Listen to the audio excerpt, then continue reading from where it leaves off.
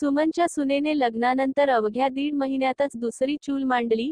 ही बातमी वाऱ्यासारखी संपूर्ण राधेश्याम सोसायटीत पसरली। सुमन, रमेश आणि त्यांचा एकुलता एक मुलगा सुश गेली 27 वर्ष या राधेश्याम सोसायटीत राहत होते। सुशच्या जन्माआधीपासून राधेश्याम सोसायटीतील प्रत्येक घर या तिघांनाही चांगलेच ओळखत होते। तिघांचाही स्वभाव अत्यंत शांत, सगळ्यांशी मिळून मिसळून घेणारा, इतक्या वर्षात कधी कोणाशी वाद नाही की कशावरून वाकड नाही। त्यामुळे सुशची बायको या घरात खूप सुखात नांदेल।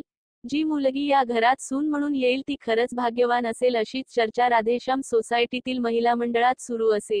सुश आणि रियाच्या लग्नानंतर 1.5 महिना सगळ्यांना तेच वाटत होतं। पण कोणास ठाऊक कुठे माशी शिंकली आणि हसत्या खेळत्या घराचे 2 तुकडे झाले। सुश सॉफ्टवेअर इंजिनियर होता तर रिया एका खासगी कंपनीत मोठ्या हुद्द्यावर होती। नोकरीवाली सून म्हटल्यावर कसं घेणार सासूशी जुळवून, की सुमनलाच रिया खटकत होती, कामाला जात होती। घरी यायला म्हणे रात्रीचे 9 वाजत, पुन्हा सकाळी 9ला स्वारी कामावर जायला निघे।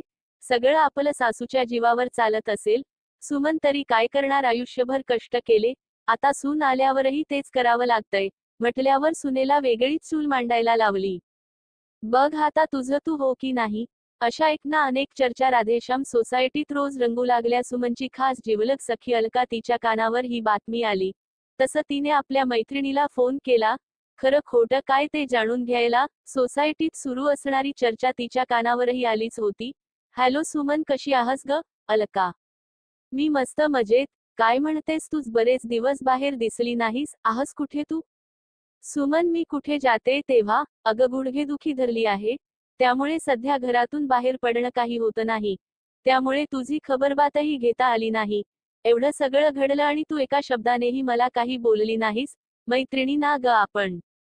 अलका, अगं हो हो मैत्रिणी आहोत आपण, पण मी तुझ्यापासून काय लपवलं मला काही समजत नाही आहे।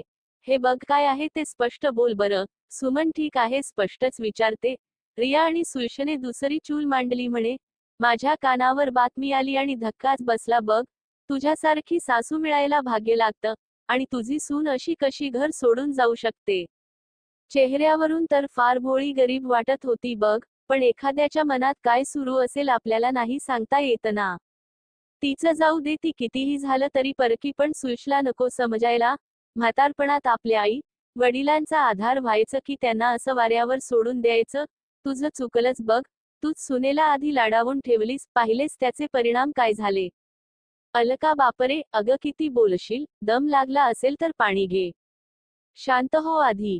इतका वेळ दाबून ठेवलेलं हसू सुमन काकूंच्या तोंडातून बाहेर पडलं तसं अलकाला आश्चर्य वाटलं। अगं मी एवढ्या गंभीर विषयावर बोलत आहे आणि तू हसतेस काय? अलका, अगं हसू नको तर काय करू, मला सांग, तुला हे सांगितलं कोणी? माझ्या लेकाने आणि सुनेने दुसरा संसार थाटला ते। सुमन, सांगायला काय पाहिजे, अख्ख्या सोसायटीत चर्चा सुरू आहे। मलाही आजच समजलं, तुझ्या शेजारी राहणाऱ्या त्या शारदा वहिनी त्या आल्या होत्या आज घरी, त्यांनीच मला सगळं सांगितलं।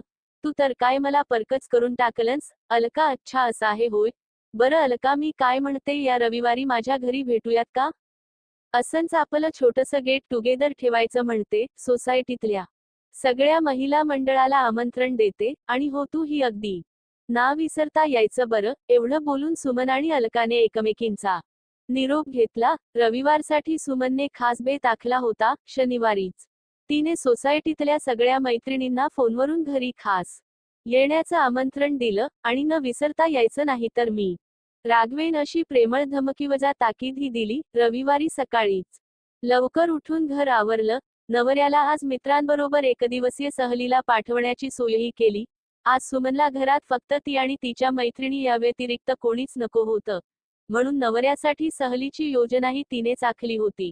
घर आवरून मैत्रिणींसाठी चहा नाश्त्याची सगळी सोय करून ती हॉलमध्ये निवांत टीव्ही पाहत बसली। ठरलेल्या वेळेवर सगळ्या मैत्रिणी हजर झाल्या। खूप दिवसांनी असं गेट टुगेदर भरवल्याबद्दल सगळ्यांनीच सुमनचे आभार मानले। अलकाही होतीच सगळ्या मैत्रिणींच्या घोळक्यात। तेवढ्यात कोणीतरी म्हटलंच, बरे झाले तू आजचा कार्यक्रम आखलास, शेवटी तुझं दुःखी मन रमवण्यासाठी तू योग्यच मार्ग निवडला आहेस। आम्ही सगळ्या जणी आहोत तुझ्या सोबतीला। तेवढ्यात दुसरी एकजण म्हणाली, पण काही म्हण, तुझ्यासारखी इतकी प्रेमळ सासू असताना तुझ्या सुनेने तुझ्या लेकाला तुझ्यापासून तोडलंच कसं? चेहऱ्यावरून तर नवती वाटत ग तशी सुमनने तिचं बोलणं मध्येच तोडलं आणि म्हणाली, हो हो सगळं सविस्तर बोलू आपण आधी जरा चहा, नाश्ता करूयात का? मग निवांत गप्पा मारत बसू. हो चालेल की तसंही आज सगळ्याजणी निवांत वेळ काढून आलो आहोत हो की नाही ग? अलका म्हणाली. सुमनने बसल्या जागेवरूनच आवाज दिला. रिया चहा नाश्ता घेऊन ये ग. सगळ्या मैत्रिणी आल्या आहेत माझ्या. सगळ्याजणी अवाक होऊन सुमनकडे पाहतच राहिल्या. तेवढ्यात रिया ट्रे मध्ये चहा, नाश्ता घेऊन आली. रियाला असं अचानक समोर पाहून सगळ्याच महिला अवाक झाल्या. इतका वेळ आपण रियाबद्दल काही बाही बोलत होतो. तिने सारं ऐकलं असणार असा विचार करून सगळ्यांचे चेहरे खर्रकन उतरले. वातावरण गंभीर झालं, कारण रिया अशी अचानक समोर येईल याची कोणी अपेक्षाच नव्हती केली.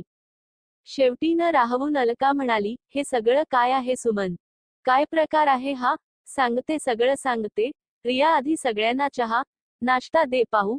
रियाने सगळ्यांना नाश्ता आणि चहा दिला. सुमनने रियाला आपल्या बाजूला बसवलं आणि बोलायला सुरुवात केली. खरं तर सोसायटीत माझ्या घराबद्दल चर्चा सुरू आहे याची कुणकुण मला लागलीच होती.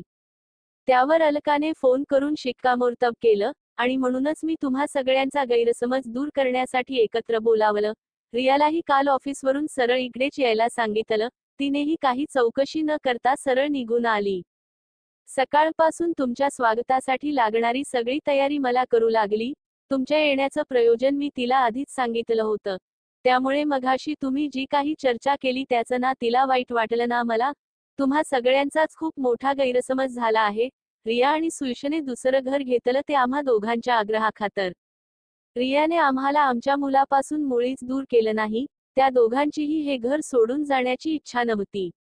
पण मीच हट्ट केला आणि घर घ्यायला लावले. काय तूच या दोघांना घराबाहेर काढलंस? वेडी झालीस का सुमन? म्हातारपणाचा आधार असा कोणी दूर लोटतं का? अलका म्हणाली. बरोबर आहे तुझं रिया आणि सुयश आमच्या म्हातारपणाचे आधार आहेत. पण सध्या मी आणि सुयशचे बाबा अगदी धडधाकट आहोत. स्वतःची कामे स्वतः करू शकतो.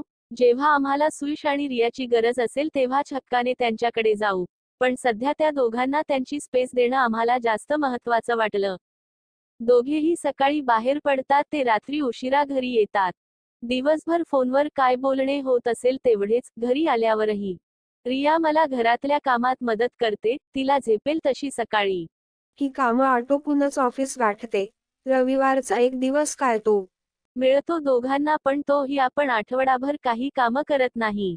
सासूलाच करावी लागतात या विचाराने बिचारीचं मन स्वतःलाच खाता आणि रविवारी सगळ्या घराची जबाबदारी ती स्वतःवर घेते. मला काही कामं करू देत नाही. इथून ऑफिसही दूर आहे. जाता येता दोघेही दमून जातात. सुयश एकटा होता तेव्हा ठीक होतं. पण आता त्याच्यावर रियाची जबाबदारी आहे. सून म्हणून जरी ती या घरात आली असली तरी आम्ही तिला आपली लेक मानली आहे. मग लेकीच्या सुखाचा विचार नको का करायला?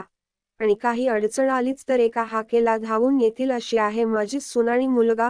सुमनचं बोलणं ऐकून सगळ्यांनाच धक्का बसला पण तो आनंदाचा धक्का होता. रियाचे डोळे भरून आले. सुमनच्या खांद्यावर डोके टेकवून तिने आपल्या अश्रूंना मोकळी वाट करून दिली. नेहमीच दिसतं तसं नसतं, त्या पलीकडेही एक विश्व असतं.